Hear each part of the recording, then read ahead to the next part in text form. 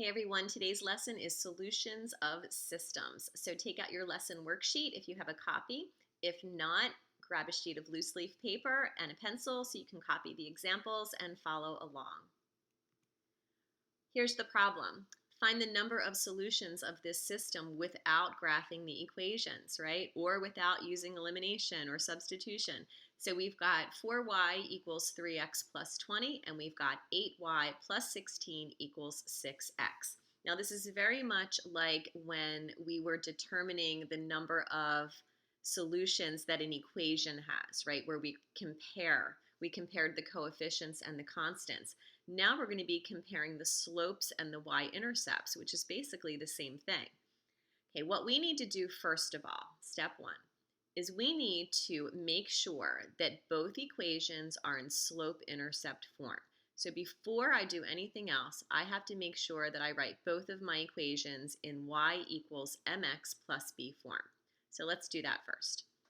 Okay, our first equation is 4y equals 3x plus 20.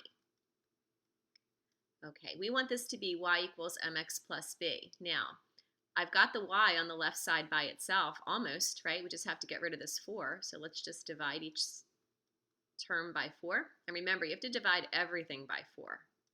And that's going to make this equation y equals 3 over 4x plus 5.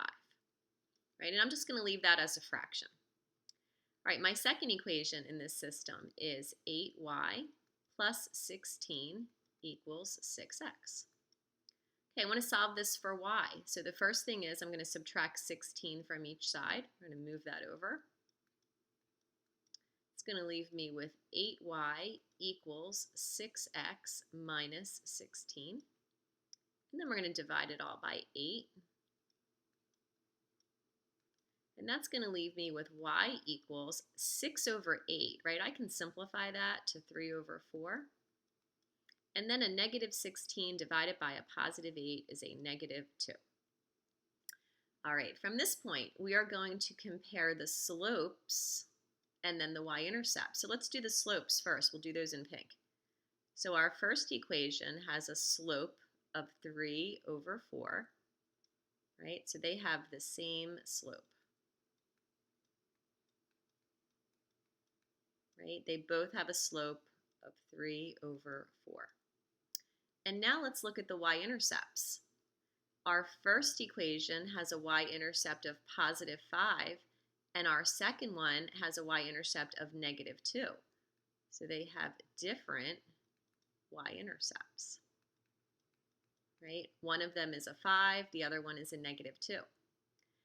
If I have two equations that have the same slope, that means the lines are going to have exactly the same slant, right? They're both, in this case, going to be going up 3 and 4 right. However, if they have different y-intercepts, that means they're going to be starting at two different places on the graph. That's going to make those parallel lines. And parallel lines have no solution. So if we look down here, lines that have the same slope but different y-intercepts are going to have no solution. And we might want to make a little note on here that these are parallel lines.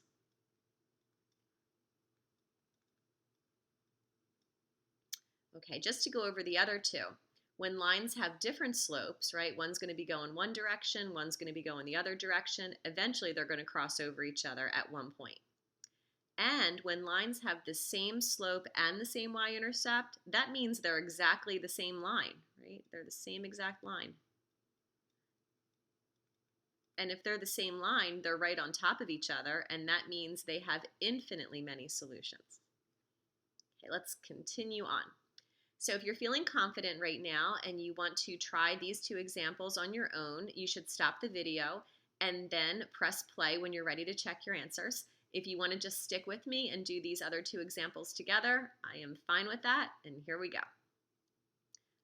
All right, first of all, we need these guys to be in slope-intercept form, so let's make that happen.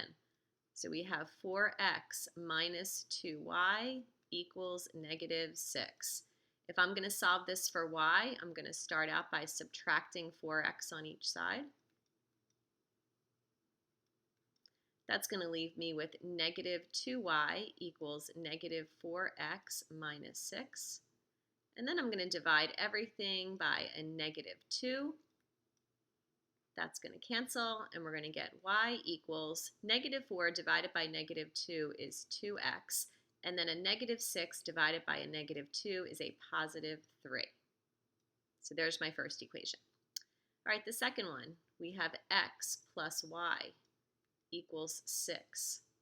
Now, if I want to get y by itself this time, all I need to do is move this x over.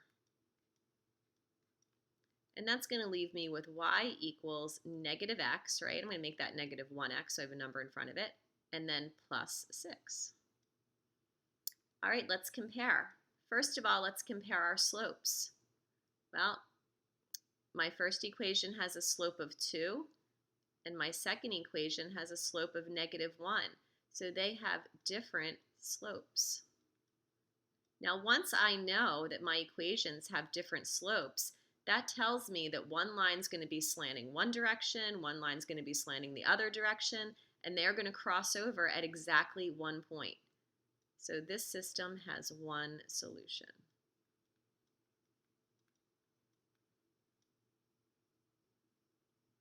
All right, let's do our last example. So we've got 2x minus 4y equals negative 8. Let's solve this for y. I want to get y by itself, so I'm going to cancel this 2x first of all. I'm going to move it by subtracting. And that's going to leave me with negative 4y equals negative 2x minus 8. And then I'm going to divide everything by negative 4. And that's going to leave me with y equals, if I do negative 2 divided by negative 4, those two negatives would become a positive, and I could reduce this to 1/2 x. And then a negative 8 divided by a negative 4 is a positive 2. Okay, I'm going to do the other one next to it this time. So now we've got 6x minus 12y equals negative 24.